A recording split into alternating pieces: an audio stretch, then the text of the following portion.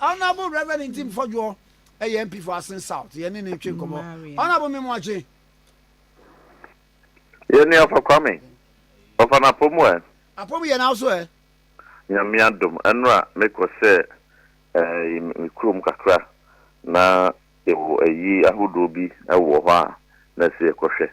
Ntino ene de maba me won kan pa. We ene ne chese meeting ni betimi akoso pa. Sa pepe.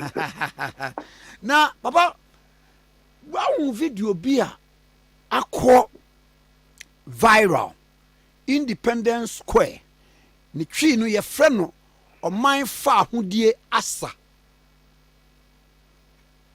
na ɔman esie no sabre ye de £54,000 ene si Independence Square na ɛwɔ hɔ no na me kai sɛ sabre kora no nipa bi di ko parliament sɛ there bi nipa bi adi mu £4,000 ti ade ni e eti sa asem we e ba ye obi adi sika ni ade no enye no enye ne ai e ba ya estati ache MP no wo kwabre wana de court say ade no obi adi £4,000 wo mi ade no one inflate figure ni say £58,000 ti e cha mbehwe mu no na £54,000 it's your parliament. Na mama mre. Na abo history papa. You be any day. Kakra. Na Bible baby aye me depa ne se o kan wo se asema aye me de e wo osenkafo no ho ne se wo se obubu mebebre na o kire nimde na opapa ensem a emu oduro enso so eho aha na kyese enisa wo ho kwa nipa wo ho a etese utimi ema wano ekire nimde na utimi ekọ animu nsuso na ye hu video bi a yesi nipa bi wo mo ye gayfo en wo makwa gina Independence Square ho na wo mo atwa photo ye saa ye national ade no wo ye no eti o sa na nsa wo hu kura for them dancing me din tia de ma one the penny for studio hotel ne the TF tie nyina sansa okay from kwatri pa anwa me record papa in fact ebra enfonino ebeto dwa me hu ye ne atro amrantie minu efri obi manso aba ye ne ye mamu no mo ba ye na sabe wo mo ennioma wo be ya emfata wo damu nyina wi ye no Oman sorry, Sandy Pia Bonting, under the full glare of President Mahama, and then the Minister for Tourism, and then the Director for Diaspora Affairs, or Jubilee House, and then the National Security for a woman Ubia movement, the Oko, the Oba, under their full glare, Woman Supervisor, Emma Mrantium, you know, a woman Ankasa, Ata woman where this woman ye gay, Trumu, and woman ye where you mean.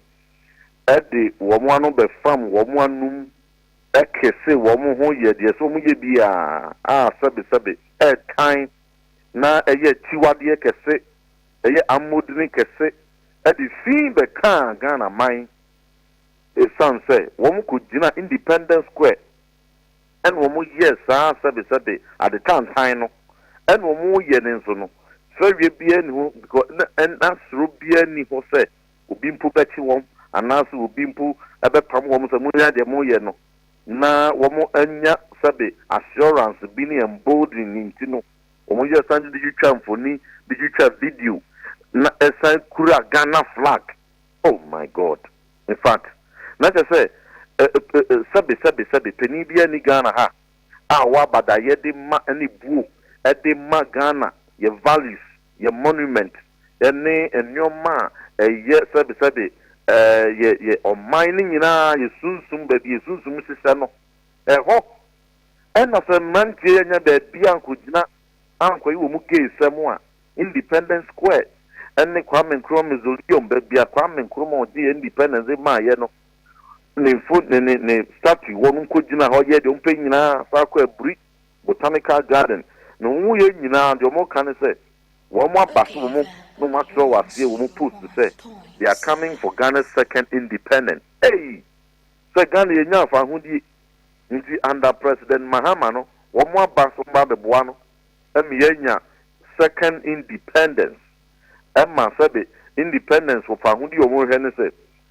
mmara no a yɛhyehyɛ bill human sexual rights and family values bill no yɛmmongu na obi enya ne fa ahodi nya deɛ ɔpɛ bia wɔ man mu ha na deɛ sɛbe ɛyɛ na asefɛ mu ne sɛ under 8 years of President Akufo-Addo nsɛm bebree na manfoɔ kaeɛ nanso abrekoro no a yɛyɛ ahɔhoɔdeɛ baba ansan deɛ yɛbɛba ha ma musa deɛ Independence Square hɔ no mɛdi sɛ ɛhɔ yɛ security zone ɛna tu nti hɔ no yɛnni nkurɔfoɔ bi a ɔmo gaade hɔ bi a national security foɔ koraa no anaasɛ wei no aba no ɛna bi a parliament mu bɛsusu sɛ national security foɔ mfo ɔmo ani hwɛ hɔ sɛ activities bi a ɛne ɔmamra ɛbɔ abira no wɔn ɛnhwɛ ma ne nkɔ so. National Independence Square ɛnyɛ obi private tourism site nti no obi private tourism site koraa no ani wɔ hɔ cameras wɔ hɔ security wɔ hɔ a ɛhwɛ ebi a wohunu visibly sɛ ɔno gyina hɔ yi na emom no national security deɛ at all times ɔmo wɔ ani ɛwɔ Independence Square deɛ ɛkɔ so wɔ Independence Square bia national security ntumi nka nkyerɛ me sɛ they are so incompetent sɛ wɔn mu ani baabi a sɛbe yɛ national monument te sɛ Independence Square wɔ it cannot be nti no wɔn ani tia deɛ ɛkɔ so bia deɛ ɛkɔ so 24 hours a day bia wɔ Independence Square national security for ɛwɔ ani wɔ hɔ saa nso Kwame Nkrumah Mausoleum wɔn ani ɛwɔ hɔ baabi a statue ni wɔ a wɔn kɔ yiyɛ saa sɛbe akyiwadeɛ no nyinaa they have their eyes because ɛhɔ no ɛyɛ baabi a sɛbe ɛnam threat to terrorism ne ade a saa mmea no ɛna obi yɛ sɛbe terrorist na ɔpɛ sɛ obi di nsɛmɔne a ɛyɛ high risk a wɔn bɛtumi akɔ hɔ nti no any competently minded country bia or no yɛ minded about security bia no any wɔ hɔ international security any wɔ hɔ nti deɛ kɔɔso bia they have their eyes they supervise it they saw it and then man kɔ storm hɔ so the almost storm mmea bi no sɛ deɛ ɛkɔ so wɔ hɔ yi ɛyɛ akyiwadeɛ ebu yɛ mmara so a yɛne atimamufoɔ koraa mmienu ntumi nkɔgyina hɔ ɛmmɔ saa abra no sɛbe yɛte ne mpanin nsɛm dabɛn sɛ Ghanafoɔ mmienu koraa ma mmienu anaa mmarima mmienu akɔgyina Independence Square sɛ ɛhɔ ɛna sɛbe wɔn kɔ akɔbɔ saa abra bɔne yɛnte bi da yɛne a yɛte yɛ ma mu ha koraa no yɛnte bi da yɛn desecrate such a monument da na sɛ yɛtumi ɛyɛ hwɛ han national security yɛhwɛ han ɛma mmeranteɛ firi wɔn man so ɛba ha ɛbɛ desecrate yɛ national monument and over 24 hours after this apost on all social media akɔ aburi akɔ mmea bebree wɔ Ghana ha ɛma action bi ankɔɔ so because they have the protection of the state anaasɛ sɛbe a ɔman na government nankasa ɛna ɛkɔbɔ ɔmo pass ɔmo mmra ɛmɛyɛ saa advocacy mfɛntia private members bill ne yɛde kɔ parliament na na wɔn na ha wɔn aba so ɔmɛyɛ ɔmo hakyɛ job ɛma wɔn sɛ wɔn de LGBTQ politics no afei wɔn bɛfa abɛnwa no wɔn adane wɔn akyi di ama nti no yɛma foreigners bi mmra wɔn kɔ gyina Independence Square na yɛmo wɔn ho ban na wɔn nyɛ deɛ wɔn yɛ bia because deɛ wɔn yɛ no sɛ nka amanfo bi hu yɛ a wɔn ahwɛ anka deɛ ebesi nyɛ nti no they have for them to have the boldness to do it they have the state protection and I'm calling out the government I'm calling out the president I'm calling out national security I am calling out Minister for Tourism I am calling out the Director for Diaspora Affairs, Kofi Otredako, Jubilee House. I am calling all of them. They are all complicit in this matter. Omu nimbi, omu ensa omu pa. Esan se, omu se nim, enank omu ntechiria, enka di si kenzi da obi enu akubinya sa kukuru na koye do ye. Honorable,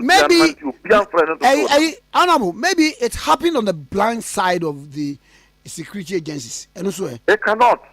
If it was on their blind side, it means that Ghana, you're not guabonting, you're dancing, you're not guabonting. Does it mean, say, and could be the bomb and a could Independence Square and what team and come it happened at their blind side? our national monument, Independence Square, Kwame Nkrumah Mausoleum, say bibi say betumi akọ na ba catch them and say you didn't have your eyes there. National security who say bibi say also. And not there if they come out to admit and then as we are highly incompetent.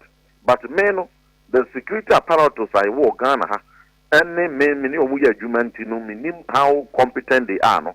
I would never take that as an excuse. They know what happened. There can never be any circumstance. One can say their course no munim.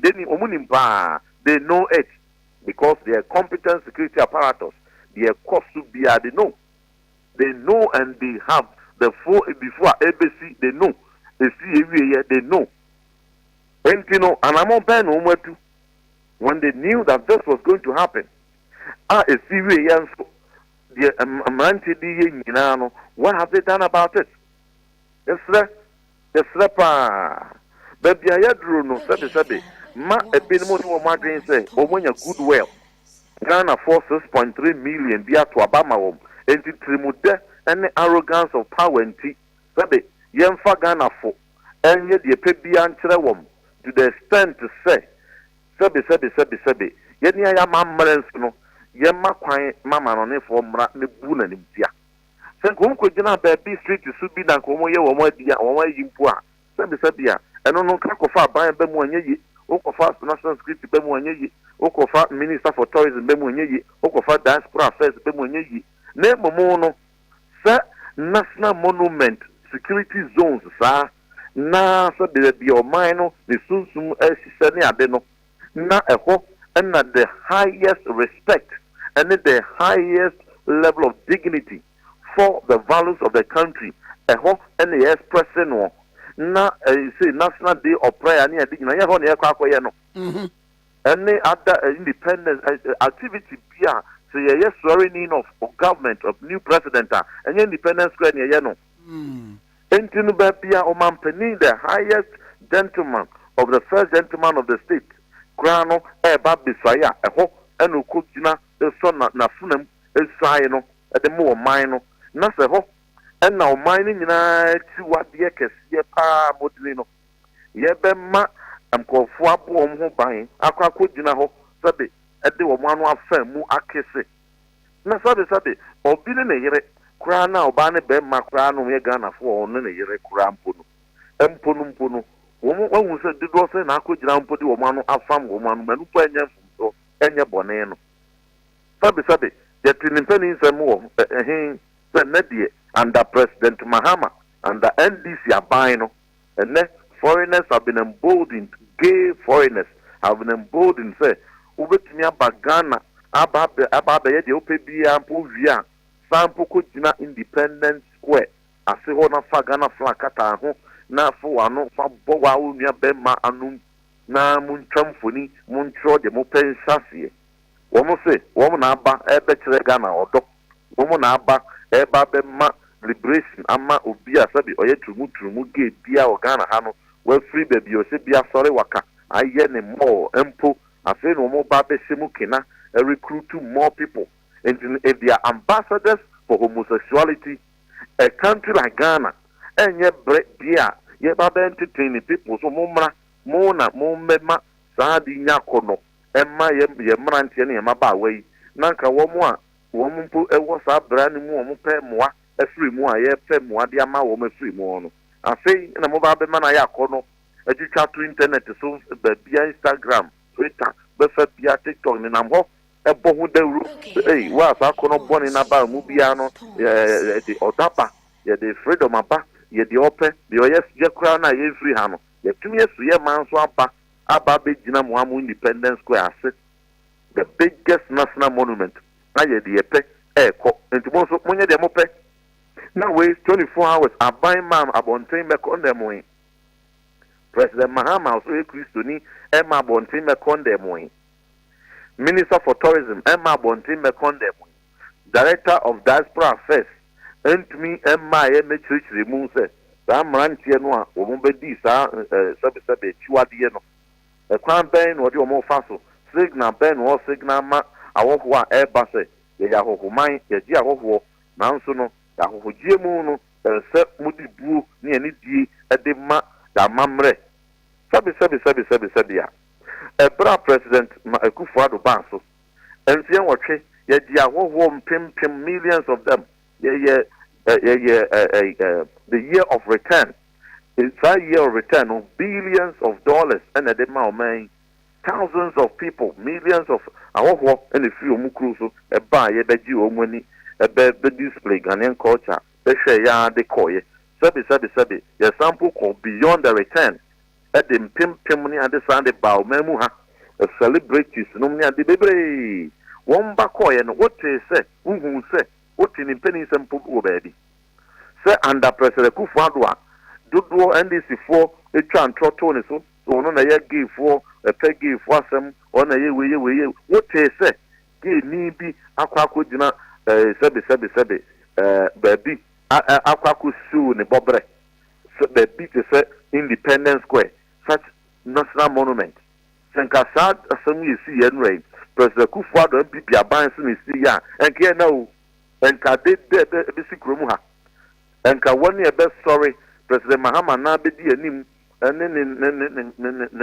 yifo wo mu anke be di anim ho asabe wo be twabo aban no se akoton man na kura de amagefo ene de tete sa nanso ekosi ye wo under President Mahama they are quiet ye mu bi de we won't sell our conscience na honorable we won't sell our principles honorable wo bi raise point bi say mo plan so na mo aban na wo so mo ye bibia de koma President Akufo-Addo sen ko nsan wan sign enti ene ye say ade yi etese de tie ya na say yentimi e ma amra na maye adwuma e fan bi su firi mo aban obeya no say there be ya ban de oblemu ya ban yi because ya ban no matter what you say you sign you yan sign you will never solve this impedance you never saw impunity you didn't see audacity say or how you give emra sabi one year how we back or ye bebre ni nyina ye nim de obi abobrete but obi oba ye bia no emfa won ne bobre but ye ni de ni go de maya mamre one to say under President Akufo-Addo so sign you so one sign say give fu bi betumi aba benya boldness akọ security zones akọ this sabi in sebunu no asa ju twa ho mfoni not once not twice na omuwie so a omanya the kind of protection state na de be ma wom no ma kan do mu pe bia did you hear that what in home penin say one President Akufo-Addo that be that no na de bia ya ka say and throw the propaganda we tia President Akufo-Addo nyina no history will judge him kindly because what the top President Mahama de one time cry say bema e be kwa ku jina Independence Square say ho President Mahama kusa ye no it is only President Mahama and okusa ya baby gujina kusa ye no gave for kujina ho de o ma no fan mu de Ghana flag kata o mo omu wi ya obi ampo amo o mo kokko no anya o mo fine asa ye de o mo pebia it's only under President Mahama it's only under NDC even under President Mills NDC time President Mills no bia no betumi asa de we under President Akufo-Addo no bia no betumi asa de we under President Rollins no bia no betumi asa de we under President Akufo no bia no betumi asa de we it is only the legacy of President Mahama and this President Mahama in the second term or ba beji dinipa enya legacy dia this is the kind of legacy gay legacy abakwa se mo ba beji chire so no ne penso no ye president gay fo nyina ba ga no mu wi o san ko jina Independence Square Santa omuhu adi e man ya kono e campaign de ma give was mu na mo so waka mu meye bi and no ne legacy apeso live na if that is his legacy some of us will not allow him to be that legacy we will resist it and we will resist it fiercely because the GDA and ya mamre and said your mamunu nyina CDD Afro Barometer survey 2021 but that is 97% of the country and more from penny and him for ubia every religion be 97%. Egun se san yo man ye chi wade no what ye gina the best story wakabo ho ban me no ka say human sexual rights and family values bill no and no pe any only hope a picture and particularly under President Mahama said the all structure ubia ba ba de opay and no pe and you bet me the ayina so 2 sons and moon after. And no pet the only hope you debate to all those absurdities, you debate to us here. And master be said, gave for a bar, which ran by your business, no acco, which ran by your tourism, no acco, but say, Uba, no about their campaign, about promotion, about their advertisement, about the security and national monument here. It is not going to be countenanced under President Mahama. It will not. And that law will come to pass. Say, Speaker Bagbin, in fact, Papa no, na means Rano Papa, me bona basso. Now, or you be a Bra, ye sas here, a Bra na Miyama Bain also, and I'm your deputy minister, and I'm Dimu Akotune as a co-sponsor of the bill. Or tie a chi in every year, and this ya buying so buy. Or 9 a chi my, or tie a chikuchu, say, what jet bill now, you sound the command, what yatu, or did 2 months or no, they need the tree, and my say. And by next week, not yet they call for gazetting. You now call for gazetting exactly 14 days from Saturday night. They call gazetting 14, 16 days. It will officially be late for first reading of Parliament, and then Speaker very fair Ediama, the Private Members Bill Committee. It will come back to plenary, and Speaker will refer it to the Constitutional Legal Committee. Yay, co-sponsors na ye 10 no ye no kwa boom atnase na say ya to bill no so aye second reading na consultation bi obi ayaye na fe yakoye subsequent or the consequential third reading and on your final reading near dia pass ni via ye dia kwa kura President Mahama say wo legacy na pese ulivu a enu no give for to me enya akukudro di bagana ebe fefi wo mo ano we are under the Independence Square, Nikwame Nkrumah Mausoleum, the Ghana flag. They have desecrated our flag. They have desecrated our national monument. We in Mra, the bar between SCB Sano, and say, oh, so say, ye Mrano, and ya Mamreno, Yindin in India, and no Ntim sign. Said the Brana ye campaign, they are prevu to know the O cancer of the sign. Sign in term, Nadia Ukosia, Catholic business. A Catholic Bishops Conference, catch the woman say, who can put their feet in curriculum and the infant cookie homosexuality. Yamono, and Mra Ahiano, and no dear, Nadia, I ready to see a bitty, and the as I say, a Mra. Wow, can I say, one kaka, one put the paper. Up to now, we are now 6th month with President Mahama added all kinds of laws. A big commodity by Najo, and Najo, only big good idea, certificate of agency. And so, almost the Babaji one Ghana city on fuel. A big, the Bayer, good board, the Enfanco to Galamsey, and fancy a forest, and your goat. Meaning, I do normally buy the urgent. And so, say, away Hianwa, or no one is out there, Napa. You are trying now 6 months, one farmer. And to Yenia, as I said, the Abadia, you must sign it. No, I drew honor. I don't think, sir, he will have the option. And to Ghana for Munamon Tire, penny for us of the kind of that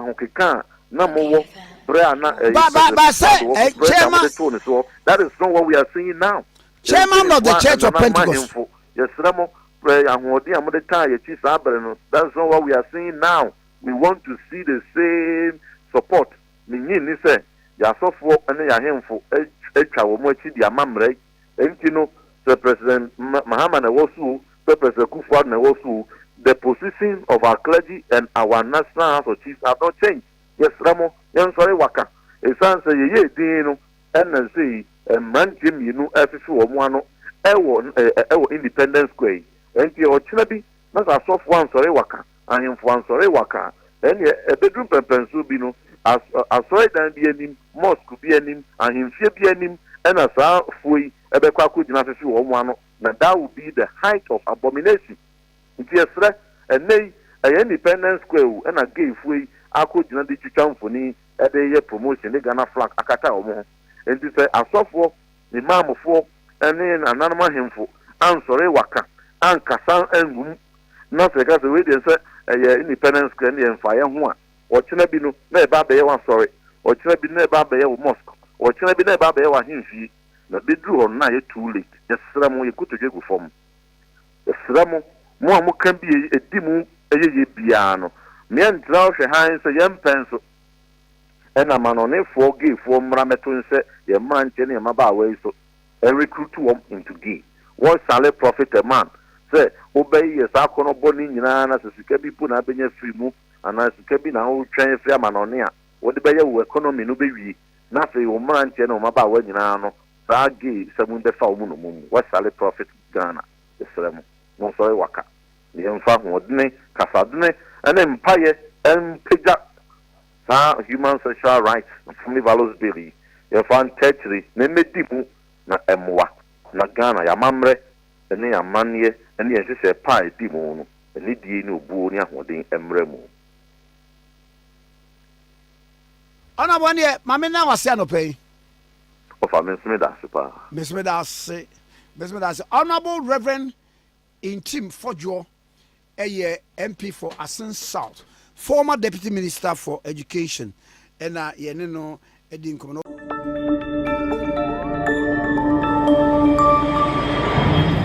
Citizen TV, Accra, Ghana. Citizen TV, the citizen.